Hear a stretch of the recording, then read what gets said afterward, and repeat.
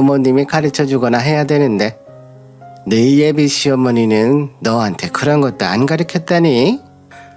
저흰 생략하고 그거 할 돈으로 저희 결혼 준비에나 더 버티라고 하셔서 저는 그렇게 생각하고 있었어요. 다른 건 몰라도 시댁 어른들 예단은 챙기는 게 예의야. 이불이랑 한복 보러 갈까 하는데 너는 시간이 언제 되는 거니? 예비 며느리 폰은 통화를 하면 자동으로 통화 녹음이 되는 기능이 있어요. 그래서 예비 며느리 폰으로 들은 대화 내용들이 참 가관이었어요. 이 정신 나간 신우가 내 며느리한테 전화해서 헛소리를 늘어놓은 거였죠. 그 뒤에는 저희 아들 목소리가 들리더라고요. 아들이 옆에 같이 있었던 모양인지 예비 며느리 폰을 획 뺏어서는 대신 전화를 받았어요. 고모, 저희 결혼식 때 뭐 보태주실 거 아니면 그냥 제발 가만히 있어주세요. 얘 말하는 것 봐. 그 엄마의 그 아들이네 정말. 싹수 없는 것 하나는 어쩜 그렇게 붕어빵이야. 안 좋은 것만 다 니네 엄마 닮아가지고서는 결혼식도 얼마 안 남았는데 나한테 따로 인사 다시 안 오니? 인사하러 와야지. 그때 예단에 대해 다시 이야기하자. 저는 할 이야기 없습니다, 고모. 그리고 일방적으로 저희 아들이 끊었고요. 정말 이게 말이나 되는 일인지 너무 화가 나서 남편에게 말했더니 남편 반응이 더 기가 차더라고요. 당신이 당신 동생 좀 말려. 저러다가 예비 며느리 도망가면 어쩌려고 그래. 우리 아들 결혼 앞두고 파혼당하는 걸 보고 싶은 거야? 당연히 집안 어른이니 결혼 전에 다시 한번 더 들려서 정식으로 인사드리는 게 예의지. 내 동생이 뭐 틀린 말 한 것도 없잖아. 그리고 예단도 그래. 그것도 자기들끼리 이야기지. 자기들 마음대로 예단, 예물 생략하는 게 그런 게 어딨어. 그럼 신혼에는 왜 예단을 받아야 되는데? 신혼애가 우리 아들 결혼에 뭐 보태준 게 있다고. 신우가 우리 아들 이제껏 크면서 뭐 하나 해준 게 있어야 고모 대접을 해주지. 고모라는 자체만으로 예의를 차려야지. 고모가 뭘 꼭 해줘야 고모 대접을 해주는 거야? 뭘 자꾸 그렇게 바라는 게 많어. 그냥 기본 예의를 지키라는 거잖아. 당신이 자꾸 애를 그렇게 싸고 도니까 저 자식이 저렇게 싹 수가 없는 거야. 알겠어? 남편은 대려 저에게 소리를 치며 끝까지 신우 편을 들었어요. 그리고 남편이 아들에게 당장 전화를 했어요. 너, 네 고모네 가서 따로 인사드려라. 안 드리면 축의금으로 도와준다는 말은 없었던 걸로 알아. 기본 예의도 모르는 놈한테 무슨 축의금을 줘. 그리고 예단할 돈은 이 아비가 보태줄 테니 시댁 어른들 거는 기본이라도 해라. 애들 결혼에 보태줄 돈은 없는 양반이 시댁에 보낼 예단비는 보태준다니요. 게다가 축의금 애들 주겠다고 애들 불러놓고 몇 시간을 일장 연설해놓곤 갑자기 없던 일로 하겠다고 번복하는 남편의 태도는 정말 어른의 행동이라고는 믿기지가 않았어요. 정말 소름 끼치고 안 그래도 남편에게 남아있는 정이라고는 눈꼽만큼도 없었는데 미운 정도 떨어지더라고요. 솔직히 아들과 예비 며느리도 처음부터 기대를 안 했으면 안 했지. 도와준다는 소리를 들으니 애들도 사람인지라 기대는 했을 거예요. 자기들 상황에서 도저히 엄두가 안 났던 신혼집도 아버지가 보태준다는 말이 나왔으니 그걸 염두에 두고 신혼집도 다시 알아보고 있는 상황이었죠. 결국 예비 며느리가 아들에게 인사드리러 가는 거 어려운 것도 아닌데 그냥 드리러 가자고 했대요. 저는 정말 안 갔으면 했는데 결국 신혼에 그 소고기 등심 세트를 사가지고 가서 따로 인사를 드렸어요. 그리고 시어머니와 신우의 이불, 한복, 예단으로 해드렸네요. 그렇게 결혼식 당일 남편의 말대로 정말 사람들이 많이 왔어요. 가족들에게 박하게 해도 밖에선 잘하고 다녔나 봐요. 남편은 한층 더 어깨가 치솟고 아주 본인 결혼식 마냥 눈빛부터 달라지더라고요. 한편으론 정말 안도했어요. 이제야 며느리에게 면이 서겠다고 생각했어요. 남편들 하객들만 해도 좋게 500명은 됐을 거예요. 제 하객들도 포함해서 바깥 빼고 계산해도 8천만 원 정도 수익금이 들어왔어요. 다행히 아들에게 조금이라도 도와줄 돈이 생겨서 무거웠던 마음이 조금은 덜어진 기분이었어요. 근데 이 염치 없는 신우가 남편의 하객이 엄청 많이 온 것을 계속 눈여겨보더라고요. 눈치 빠른 신우는 결혼식이 끝나도 집에 안 가고 끝까지 저희 집을 쫓아왔어요. 남편 옆에서 신우가 우리 오빠 진짜 대단한 사람 맞네. 하객들 보고 깜짝 놀랐어. 오빠가 멋있는 사람인 줄 알았는데 다시 한번 존경스럽더라. 정말이지 우리 집안의 자랑이야 오빠는. 라며 남편 옆에서 어찌나 축혀 세워주던지 남편 입꼬리가 이마에 닿을 지경이었어요. 축의금 명단과 액수를 하나하나 비교해보는데 거기에 아주 조그맣게 은영이라고 적혀있더라고요. 뭔가에서 봤더니 신우가 넣은 봉투였어요. 제가 잽싸게 열어보니 꼴랑 5만 원이 들어있었어요. 아가씨, 5만 원이 전부예요? 조카들, 가족들 모두 와서 밥 다 먹고 갔는데 조카들은 축의금 하나도 안 하고 아가씨만 5만 원 준 거 맞죠? 제가 천불이 나서 신우를 노려보며 따져 묻자 신우는 남편 뒤로 숨더라고요. 새언니, 제가 상황이 너무 힘들어서 그랬어요. 나중에 손주 보면 유모차라도 하나 사서 보낼게요. 라고 말하며 징징거리는데 남편은 어김없이 제게 호통을 치면서 말했어요. 이런 경사스러운 날에 그깟 돈 때문에 가족끼리 얼굴 붉혀야겠어? 당신도 돈 좀 그만 밝혀.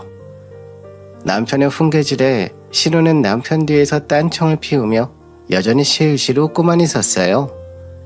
그리고 그날 밤 애들은 신혼여행을 간다고 밤 비행기 타러 출발을 했고 저와 남편, 신우까지 셋이 앉아서 식탁에 앉아 맥주 한 잔씩 했어요. 정말 마주보고 맥주 마시기 싫었는데 신우가 할 말이 있다며 코맹맹이 소리를 내기에 또 무슨 헛소리를 하는지 드러나 보려고 앉았죠. 아니, 셋째가 우리 집 유일한 장손인데 우리가 능력이 없으니 우리 셋째는 월세 단칸방에서 신혼집을 차려야 될 것 같아. 라며 신우가 갑자기 펑펑 울었어요. 남편은 그런 신우에게 휴지를 가져다 주며 엄청 안쓰러운 눈빛으로 봤고요. 덜컥 혼전 임신부터 해서 하는 거라 애들이 모아놓은 돈이 있나 뭐가 있나. 근데 단칸방에서 손주가 태어나게 생겼어. 방 2칸 딸린 전세라도 얻어주고 싶은데 요즘 우리도 농장이 힘들어서 그럴 여력이 안 돼. 나도 요즘 경사 앞두고 마음이 너무 힘드네. 신우는 눈물 콧물 쏙 빼면서 앓는 소리를 하더라고요. 저는 그 소리가 너무 듣기 싫어서 그냥 자리를 벗어났어요. 정말 안쓰럽지도 않았거든요. 그렇게 시간이 흘러 아이들이 신혼여행에서 돌아왔어요. 그리고 애들이 신혼여행에 돌아와서 우리에게 인사드리러 온 날 아들이 조심스레 남편에게 물었어요. 저 아버지 혹시 축의금은 언제 주실 예정인지 여쭤봐도 될까요?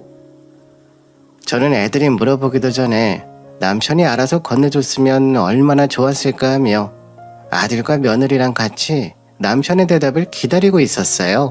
그거 네 고모 줬다. 남편의 입에서 나온 말은 정말 충격이었어요.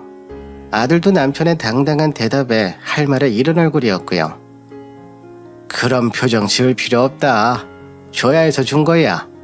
네 사촌 혼전 임신인 건 알지? 당장 단칸방 구할 돈도 없다는데 내가 큰아버지로서 도와줘야 되지 않겠어? 어떻게 모르는 척을 해? 너희는 그래도 둘 다 공무원이라서 대출 잘 나오지만 네 사촌은 아니지 않냐? 남편은 조금도 아들에게 미안한 기색 하나 없이 말했어요. 저도 정말 이 이야기를 처음 들은 거라서 제가 뭐라고 하기도 전에 아들의 눈가에 눈물이 살짝 고이더니 남편에게 소리치더라고요. 차라리 처음부터 기대하게 하질 말지 왜 사람 기대하게 했어요? 결국 이렇게 할 거면서 왜 우리 불러다가 축의금 준다는 소리를 하셨어요? 그러자 남편은 사람이 사정이 있으면 못 주기도 하는 거지. 축의금으로 도와주면 감사한 거고 못 도와주면 그런가 보다 하면 되지. 어디 아비 앞에서 소리를 질러? 남편의 말에 아들은 며느리의 손을 잡고 그냥 획 나가버리더라고요. 며느리는 엉겹거려 붙들려 나가면서도 어머님, 제가 연락드릴게요 라며 인사하고 나갔어요. 너무 기가 차서 벙쪄있던 저는 아들 부부가 나가자 그제야 정신을 차리고 남편 멱살을 잡았어요. 야, 네가 인간이야? 네가 그러고도 아비 소리 들을 자격이나 있어? 어떻게 아들한테 주기로 한 축의금을 그렇게 덥서 신우한테 다 줘버려. 해도 너무한 거 아니야? 저는 남편에게 소리 지르며 신우한테도 전화를 했어요. 신우한테 생전 듣도 보도 못한 소리를 마구 남발하며 우리 집으로 당장 오라고 하니 신우도 화가 나서 저희 집에 뛰어오더라고요. 거머리 이제야 오네. 뭐 거머리? 새언니, 지금 말 다 하셨어요? 거머리한테 거머리라고 하지. 내가 틀린 말 했니? 우리 아들한테 주기로 한 축의금 그렇게 오빠 구슬려서 날름 받아 먹으니까 좋아 죽겠지? 그 말을 하는 동시에 하늘에 별이 보이더라고요. 남편이 제 뺨을 올린 거였어요. 거머리? 내 동생한테 사과해. 저는 개의치 않고 악다구니 쓰며 소리쳤어요. 이제껏 둘이 30년 동안 나를 기만한 것도 모자라서 이제는 내 아들까지 기만해? 당신한테 가족은 나랑 아들이 아니라 신우랑 신우 가족들이니 그렇게 안쓰러워 죽고 못 사는 신우랑 같이 살게 해줄게. 자식 결혼시켜서 출가했으니 나도 출가한다. 우리 이혼이야. 그리고는 신우 머리채를 확 휘어잡아 돌려가며 그랬죠. 똑바로 봐. 너 때문에 당신 오라비 말년에 호랍이 되는 거야. 그리고 남편에게도 말했어요. 당신은 끝까지 신우 편에 들려고 우리는 말년에 같이 늙어 갈 수 없어. 당신 동생 때문에 이혼한 것도 있지만 결정적인 원인은 당신이야. 그러자 남편이 코웃음 치며 말했어요. 어차피 집도 차도 다 내 명이고 연금은 재산 분할에 포함도 안 될걸? 말년에 돈 한 푼 없이 거리에 나앉을 사람은 내가 아니라 당신일 텐데 무슨 자신감으로 이혼 소리를 해? 홧김에 이혼하자고 하는 거 이해해주는 거 여기까지야. 더 이상 이혼 이야기하면 안 봐줘. 맨몸으로 쫓아낼 줄 알아. 그 소리를 듣고 있자니 더 들을 것도 없더라고요. 상처받은 아들이 걱정되어 아들한테 전화를 걸었어요. 아들 목소리를 들으니 주책맞게 제가 왜 눈물이 나던지 제 우는 목소리를 듣고 아들과 며느리가 제가 있는 곳으로 바로 와줬어요. 엄마, 이렇게 더 이상 살지 마. 제발 나를 위해서, 아니 엄마를 위해서라도 하루라도 빨리 아버지랑 이혼해. 그리고 축의금은 신경 쓰지 마요. 차라리 나도 마음 편해. 결혼할 때 받은 것도 없으니 결혼 후 내가 찾아뵐 이유도 없으니까 난 이제 찾아뵙는 일 없을 거야. 아들 부부는 저를 병원으로 데려가서 진단서를 끊고 바로 변호사 사무실을 찾아갔어요. 그리고 변호사 선임을 하고 이혼소장을 작성했고요. 변호사에게 물었죠. 명의가 다 남편으로 되어 있는데 제가 분할받을 재산이 얼마나 될까요? 제 물음에 변호사님이 친절하게 대답해 주셨어요. 이혼할 때 가장 중요한 게 명의가 아니라 재산 형성 과정과 기여도입니다. 가사노동, 양육분담, 소비 패턴 이런 것들 모두 포함될 거고요. 또 재산 증식 과정에서 각자의 집에서 증여해준 아파트 같은 것도 포함이 됩니다. 제가 30년이 넘는 결혼 생활 동안 가계부를 빠짐없이 기록했고 그걸 보관해두고 있는데 혹시 가계부도 도움이 될까요? 거기에 남편이 신우한테 얼마를 보냈는지 그런 것들이 세세하게 적혀 있어요. 네, 가계부는 아주 결정적으로 재산 분할에 도움이 되는 증거입니다. 이번에 저도 처음 알았는데 연금도 재산 분할의 대상이라고 하더라고요. 남편과 그런 일이 있은 후 저는 변호사 사무실에 이혼소장 접수하고 혼자 여행을 떠났어요. 생각 정리가 필요하더라고요. 그동안 이혼소장을 받은 남편은 난리가 났어요. 제가 이혼소장을 보내올지는 몰랐던 거죠. 남편도 협의 이혼은 못하겠다며 저희는 소송으로 진행하게 됐고요. 남편이 제 뺨에 손을 댄 것도 아주 좋은 이혼 사유가 됐고요. 이혼 사유가 모조리 남편에게 있음을 입증하는 자료를 수집하며 소장을 작성했기에 단 한 번의 재판 출석 없이 화해 권고 결정으로 이혼 성립이 됐어요.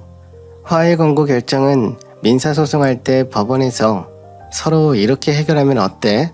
라고 하는데 단순한 권고가 아니라 확정이 되면 재판상 화해와 같은 효력이 생기는 것이에요. 즉 확정 판결과 같은 것이라고 합니다. 그리고 재산분할은 제가 60%를 가져갈 수 있었어요. 남편의 월급은 시댁으로 거의 흘러갔고 제가 어린이집 교사로 일해서 번 돈으로 생활비를 충당하고 살았으니 제 가계부가 재산분할의 결정타가 됐어요. 저는 어린이집 원장 제의를 받았고 지금은 어린이집 원장으로 있으며 재산분할을 받고 제일 먼저 아들에게 돈을 보태줬어요. 아들은 남편에게 일절 연락 안 했고요. 남편이 연락하면 그제야 어쩌다 한번 받아주는 정도입니다. 명절도 어버이날도 모든 행사는 뭐든 저를 찾아와서 같이 했어요. 며느리도 제게 얼마나 잘하는지 나 신경 안 써도 되니 너희끼리만 잘 살면 된다고 입이 닳도록 말해도 아들과 며느리는 저를 살뜰하게 챙기더라고요. 반면에 남편은 시댁으로 들어가게 됐어요. 청소해주고 밥해줄 사람은 필요하지 와이프는 없어졌지 신우한테 기대하고 들어간 거였죠. 하지만 그렇게 도와줬던 신우 오빠가 들어오니깐 기겁을 하고 따로 집 얻어서 나가 산다고 했어요. 그것도 이미 시댁집을 담보로 대출까지 받아서 말이죠. 늙은 시어머니와 호라비가 된 남편만 시댁에 덩그러니 남겨져 있게 됐어요. 그럴수록 아들 부부에게 전화해서 집착을 했는데 아들이 남편에게 이렇게 말했대요. 저 솔직히 더 좋은 대학 가고 싶었어요. 학원이나 과외만 하나 더 했으면 성적 더 올릴 수 있었고 장학금 생각 안 하면 제 성적이 더 괜찮은 대학 생각할 수 있었는데 아버지는 항상 제 능력 부족이라며 학원 안 다니고도 열심히 하면 된다고 하셨죠. 근데 사촌들은 다 학원 몇 개씩은 다니더라고요. 아빠는 늘 내 편이 아니라 사촌들 편이었죠. 사촌들이 저를 괴롭혀도 한 번도 제 편 들어주신 적 없었어요.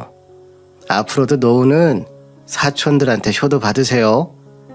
저는 저 키운다고 고생하는 우리 엄마한테 효도할 거예요. 엄마가 저 아니었으면 진작 아버지한테 벗어나서 자유로웠을 텐데 저 때문에 아버지라는 사람한테 묶여서 살았으니 저는 저희 엄마 모시면서 살 겁니다. 아들의 말에 남편은 망연자실한 표정을 지었다고 해요. 근데 남편이 진심으로 뉘우쳤을까요? 설사 그렇다고 해도 다시 예전으로 돌아가기엔 어렵겠죠. 저 역시도 결혼식만 끝나면 남편과 관계도 정리할 생각이었으니까요.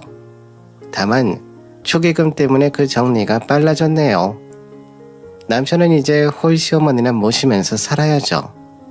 손주 보는 재미도 기념일 챙겨주는 자식도 없는 채로 말이죠.